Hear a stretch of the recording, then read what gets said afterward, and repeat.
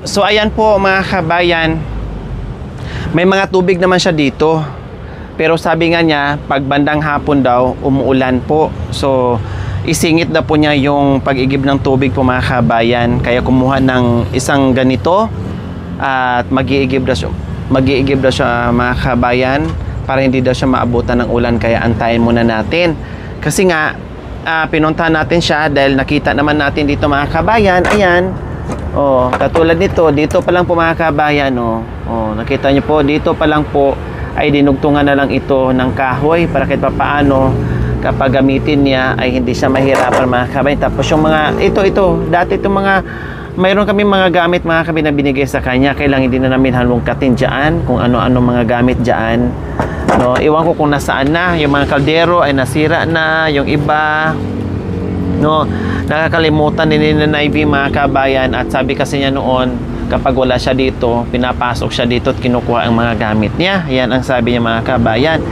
Kaya sabi ko, o sige, balikan natin at magbitbit tayo ng mga ilang pirasong gamit na kahit papaano ay hindi magmumukhang kawawa naman si Nanay Victoria dito, dahil bagong renovation ang kanyang bahay. So ito okay lang kasi katulad niyan ay no problem. Ayan, tinatakpan nga niya ng baso mga kabayan, no. Nagagamit naman itong mga to. Ay, may, ayan, ay wala pala, kala ko may tubig. Ayan, ito yung bagong bili natin. So ngayon antayin natin dahil umalis pa po mga kabayan. Doon daw pumunta. Sige, antayin natin. So ayan, nakita natin itong bahay ni Nanay Victoria. Dito nakalagay yung kanyang mga sangkap dyan sa luto mga kabayan. Ayan, nilagay niya dyan. Tapos, yes, marami pa siyang bigas mga kabayan, no? Marami pa siyang bigas. Tapos yung sapi niya dito mga kabayan. Ayan. Ito may mga gamit po yan. No, hindi pwedeng ilagay ng damitan yan kasi talagang inaano niya. Mabigat yan mga kabayan. Yan ang buhat-buhat niya. Diba? Tapos ito, alam niyo po, ayan. Nakahanger ng mga gamit. Kaya, siyempre, sabi ko, ay mamili ako ng mga simpleng gamit o ilang pirasong gamit mga kabayan sa kusina para meron siya. So ngayon ay habang inaantay po natin siya mga kabayan, kasi pumunta nga po siya doon malayo. Ito muna ibaba natin. Hindi niya alam mga kabayan na meron tayong ngayon, may mga gamit tayo na binili. Ito binaba na ni Makoy mga kabayan, mga gamit ni Nanay Victoria yan. Wala pa siya, diba?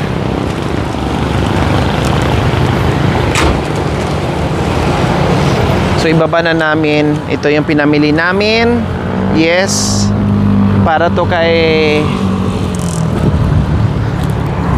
Nanay Victoria mga kabayan. So ayan, nakita natin tong bahay ni Nanay Victoria.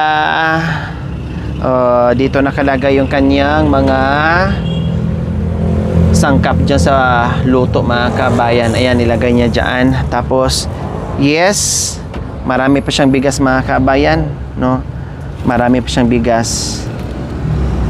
Tapos yung sapi niya dito mga kabayan. Ayan, ito may mga gamit po yan, no? Hindi pwedeng ilagay ng damitan yan kasi talagang inaano niya. Mabigat yan mga kabayan. Yan ang buhat-buhat niya. Diba? Tapos ito, alam niyo po, ayan, nakahanger ng mga gamit. Kaya siyempre sabi ko ay mamili ako ng mga simpleng gamit o ilang pirasong gamit mga kabayan sa kusina para meron siya.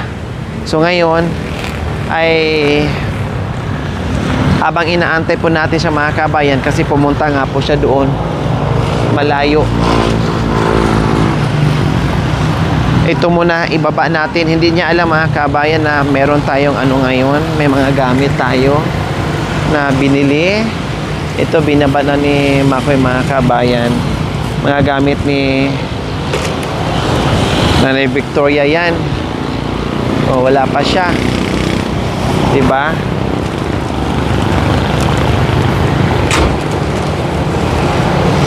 So ibaba na namin. Ito yung pinamili namin. Yes. Para to kay Nanay Victoria, mga kabayan.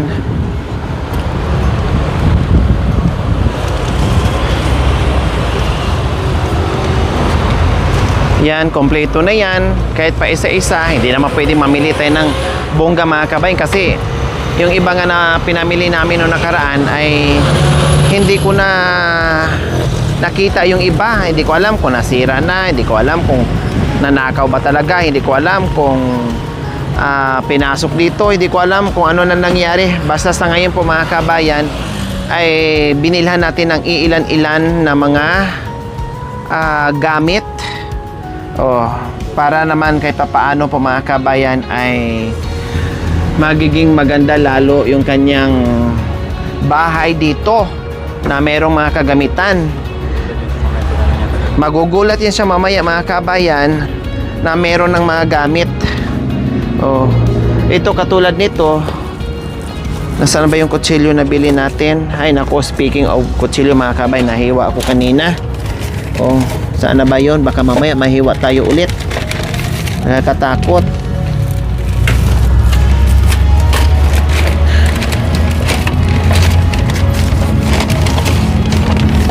Wala, saan kayo yung kutsilyo niya dito? Wala ba dyan?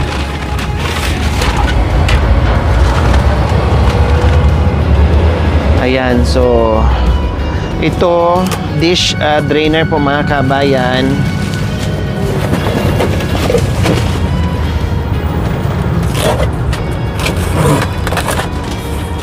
Maliit lang para kahit papaano ay hindi pasukin ng mga insekto.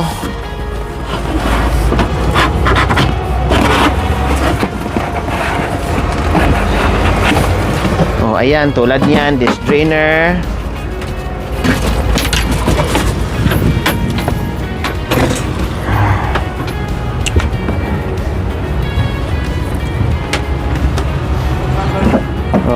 Ayan, sakto lang to siya, mga kabayan, kasi ilang gamit lang ang binili ko sa kanya.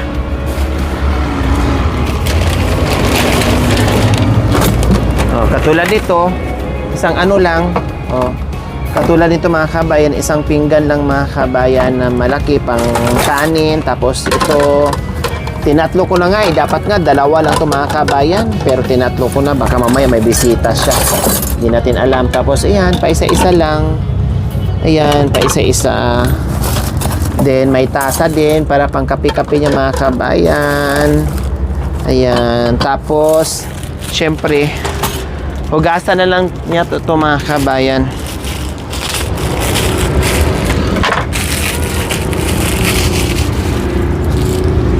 Ayan. Tapos itong mga sandok.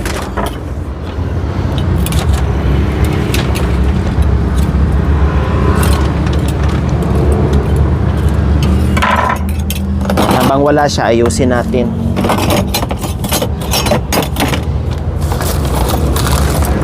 Tapos mga Scotch Brite para meron siyang pang-assist ng kaldero niya, dahil siyempre maya uling. Bumili na ako ng 6-6 lang na. Nay! Saan ka galing? Sa papa ko. Tinan mo, bumili ako ng mga bagong gamit.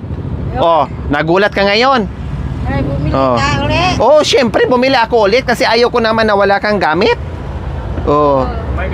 Mamaya ka na igip. Dito muna ako. Hindi, teka, iihi ako kung wala ko ng tubig doon sa papa. Balik ka kaagad, ha? Diyan lang ako. Balik ka agad, ha? Kasi ako, hinanda ko yung mga gamit mo. Then, syempre, kailangan din ay, ito, ayan, may baso na, mga kabayan. Ilagay ko lang dyan. Sangkalan. Galing daw siya kay Papa, yung akin. Alam niyo po, pag ganyan na ang tawag nito, yung mood ni Nanay Victoria, pag hindi ako ang karap, palayasin niya. Butin lang kahit paano pag ako okay lang sa kanya.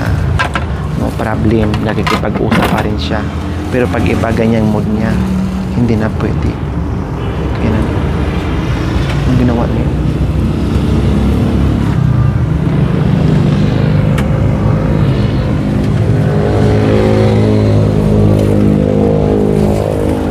Ganyan siya. Kailangan ako ang haharap sa kanya kapag ang mood niya ay hindi maganda, mga kabayan. Ganyan. Nag-i-give galing daw siya kay papa niya. Wala namang papa niya dyan. Paano nagkaroon siya ng papa dyan? Anak niya, maniwala ko, pero malayo sa kabilang city. Pero papa niya wala. Pero hayaan na natin. So ayan, sangkalan, dito ko na lang ilagay yung sangkalan kasi ayan, dito na lang ilagay yung sangkalan. Siyempre hindi lang yan, wala yung kaldero. So siyempre may kawali din po, mga kabayan. Ilagay ko na lang po dito para paggamitin ni Nanay B. Ay nandito na dalawang kaldero to, mga kabayan. Isang maliit, isang medyo malaki, para merong gagamitin at kompleto yung mga kasangkapan dito ni Mami Victor. Ay, tingnan mo. Basit naman. Baset? Ay, paano kasi? Nung nakaraan, sabi mo malaki yung ano, kaya bumili ako ng baset. Gusto mo mas malaki dito? Ay, O, sige. yan na. Sige, bilhan na lang kita ulit. Kasi inaalala ko, kasi Pwede na rin yan. inaalala ko kasi na basit lang ang binili ko kasi yung kalan mo, ay maliit lang. Bukas na. Ay, butas na. O, di bali, bilhan kita ng malaki na lang ulit isa, ha? Pagbalik ko, ito lang muna, ha? Kasi ito, halimbawa, ikaw lang naman mag-isa. Kanin, tapos ito ulam mo. Tapos bilhan kita ulit ng malaki, isa. Okay na yung isa? O, ilagay ko lang dito, ha? O. Tama na yan. Mayroon na. Ay, okay na yan? O, sige. At, ito, binigyan din kita ng mga bagong pinggan. Nasaan na ba yung mga pinggan mo dati? Sunog. Oh, kaya pala na ito na lang nakita ko ilang piraso. Oh. Tapos kanina nagmili ako ng ano doon, kutsilyo sa tindahan. Na nahiwa. Diyos ko, dumugo yung natakot tuloy ako bigla. Dumugo yung kamay ko, palad ko. Tapos, ito lagay ng sabon mo. Ha? Ilipat mo na lang to yung sabon. Kasi yung sabon niya, mga kabayan, dito lang niya ilagay. Ganyan. Kaya binilhan ko siya ng sabon para hindi yung isang damputan na lang yan. Lagay ko dito, ika na maglipat, ha. Tapos mayroon ka pa pala yung Scotch Brite dyan. Itago mo na lang to.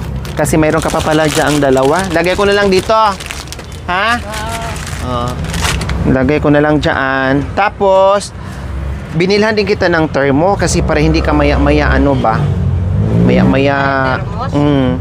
Binilhan kita ng thermos. Ayan, Baka na ako na ako. Ay, termos. Syempre, magkakape ka na. May baso pa.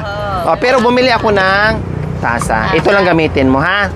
Tapos, tingnan mo, dalawang baso pa to, pwede. Pero wag gamitin.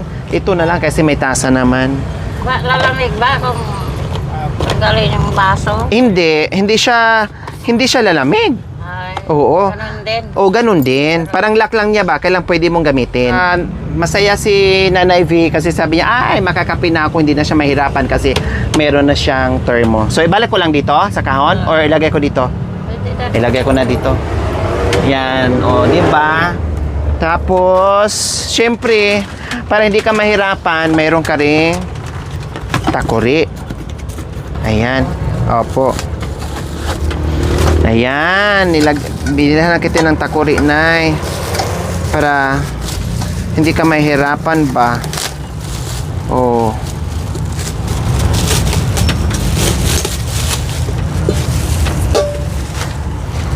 Mag-init ka dito sa umaga para pwede mo na magamit hanggang hapon, hanggang gabi, hanggang kaumagahan pa, no? Ito, ilagay ko na rin dito, ha? Yan, tapos para hindi masira ang beauty mo, meron tayong payong. Yes. Kasi siyempre, minsan mag-iigib ka dyan ang init. Oo. Tapos naglalakad ka dyan, minsan nakikita kita na walang payo. Ang init, oh. Ulan pa. Oo, tapos umuulan pa, tama, umuulan pa. Tapos, balde. Kasi mabigat to. Ito, maliit lang, kahit papaano mapuno to, kayang-kaya mo, hindi ka mahirapan. O, yung magandang klase na binili ko. Tapos, pag naglaba ka, syempre, ito na yung gamitin mo. Tapos ito, pag naghugas-hugas ka ng pinggan, ha? Ay, dalawa pa. O, dalawa. Para, siyempre, ito yung hugasan mo, itong paglipatan mo, para hindi mo mailapag sa, tawag nito, sa lupa. Kaya, ayan, meron ka ng ganyan. Itong kutsilyo mo, itago ko na dito kasi nasugatan na ako kanina niyan, Nanay V. Bali yung ganyan pa. O, hindi lang yan, syempre. O, nangangailangan ka rin nito. Brush. Oo, brush. Magnaglaba-laba ka. Tapos, bumili na rin ako ng dalawang panandok. Yung isa nandito na. Lagay ko na dito.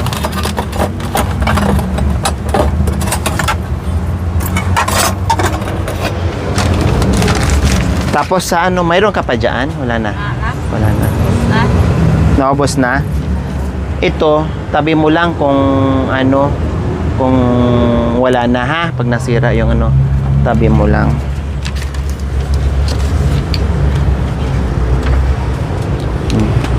Lighter niyo mo. Ubos na lighter mo. Meron pa. Yung Meron isa. pa. Tago mo na lang. Oh. Ano to? Para saan? Ngipin. Diba sa Tat- ngipin? Toothpick sa ngipin. Pwede rin pangtanggal ng muta, kulango, tinga, lahat. Multipurpose yan. Tapos binilhan kita ng ganito. 'Di ba bumibili ka ng ice? Ay, may baso din na free. Ay, may baso na free. Dapat din na pala ako bumili ng baso, Nay. Pero itago mo na lang yan, ha? Ito na lang ang ilabas mo. May free pala, sayang. Dapat din ako bumili. Oo. May ice. Kasi mahilig ka mag-ice-ice. So, sabi ko, sige, bilhan natin ng Coolman kasi sa pichel na madaling matanggal yung lamig. Ito na lang para kahit kinabukasan, malamig pa rin siya. 'Di ba? Pwede mo na hindi gamitin ng kasi ikaw lang naman mag-isa dito. Pwede namang i-gano, no? Ganyan ko. Ano kaya, no? Ganyan. Tapos makita kay Babuta, oy, ano yan, Nana Victoria? Ba't tinungga mo? Pwede naman din, di ba? O pag hindi mo kayang isip-sipin, ay, tungga. Malaki na to. Pag bili ka ng ice, ha? Ayan, maganda, Para para maayos yung mo. Tapos, tabo pala. Bumili ako, Nay. Tabo. Gamitin mo to, ha? Huwag mong itago-tago lang. Gamitin mo yung mga binili kong gamit para kahit papaano ay okay na. So, ayan po mga kabayan. Yehe! Nabilang po natin ang mga gamit ngayon si Nanay V. At maganda na. Dito natin lagay, Nay. Pagtabi ko na lang dito. Ayan. Maganda na. Lalo ang bahay ni Nanay V dahil meron na siyang bagong mga gamit. Yung radyo ayaw nang tumunog. Bakit? May solar siya. Mamaya titinan ni Makoy, ha? I-check niya mamaya. Ilagay ko lang muna dito, ha? Yan. Di ba? Baka yung solar yan sira. Sira yung solar na. Subukan mo mamaya. Ha? Check ko. I-check po niya mamaya, Nay. Kung anong diferensya sa mo. Araw lang ng gabi wala na. Pero anong bago, umanda naman siya. Oo, lakas pa. Hindi mo binilad to? Minlag. Pero ibilad mo, ha? Para aandar siya. Minlag ito maghapon. Kasi kailangan ibilad yung panel. Oo, binilad ko. Kasi nga po ay siya. solar. O, lagay ko na lang to dito muna ha. Sa ano para... Ang gatong ko Oo, na pang, yan. pang ano mo. Lagay lang muna dyan. Mamaya na natin tanggalin. Then, yung ano, wag mong kalimutan to, Nay. Ilagay mo yung ano mo dyan. Tapos ito mga sabon mo. Ito yung toothpick mo. Dito lang to. Ayan, kasi dito ka kumakain. Pwede mo to siyang gawin na yan. Huwag kang ganyan, Nay. Ay, sana ba yun? Ayaw man. Walang butas. Meron naman, oh. Ayan, oh. Buksan na lang pag ayaw. Or kailangan pang tusukin para may... kailangan pang tusukin, Nay. Para magbutas siya. Ayun. Ay, kasi may plastic kasi, Nay. Ayun. Oh, may scotch tape pala. Oh, ayan, ganyan. Oh, tapos ano ka, ganyan. Tapos dito sa ilong.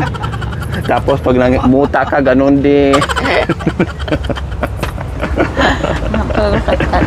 Tapos mabutan kita. Hoy, Nay, Victoria, bakit ginawa mo yung pangkulangot yung toothpick? So ayan po mga kabayan, masaya na si Nanay V sa mga bago na naman niyang kagamitan. Anong mensahe niyo po, Nay, sa aming pagdalaw ngayon na bago na naman? Maraming salamat. At Matalita Lore Aquino, si Makoy, si Jacoy, yung kasama niya ngayon. Driver. Driver. Maraming salamat sa natanggap ng yung mga gamit. Mabuo na naman ulit. Saka maraming salamat din sa mga mga pagod ninyo, mga pagod na mga araw na sayang. Maraming salamat. Yun na lang. Ayan, maraming salamat po. Maraming salamat din, Nanay V. At masaya kami. Maraming salamat din, Nanay V. Masaya kami na makapasyal dito. At masaya kami na nakikita namin kayong masaya sa abot ng aking kakaya ay dito at bibisita sa iyo. So, may bigas ka pa? May mga groceries ka pa? Meron pa. Ko kanina. Oo nga, nakita ko ang dami. Huwag kang magtipid sa kain mo, ha? Kasi balik-balik ka naman kita dito at kumain ka ng kumain. Kaya nga binilhan kita ng maraming bigas. Magsaing ka na magsaing. So, ayan po mga kabayan. Maraming salamat. Si Nanay V ang nabisita natin ngayon. Siningit ko kasi mabalik na naman ako ng Alaminos. Baka matagal na dahil sobrang busy natin. Actually, meron akong appointment pero siningit ko si Nanay V kasi chinik ko at matiran ko ng mga iba pang concern dito ni Nanay V. Maraming salamat. See you next episode po mga kabayan. We love you all. God bless us all.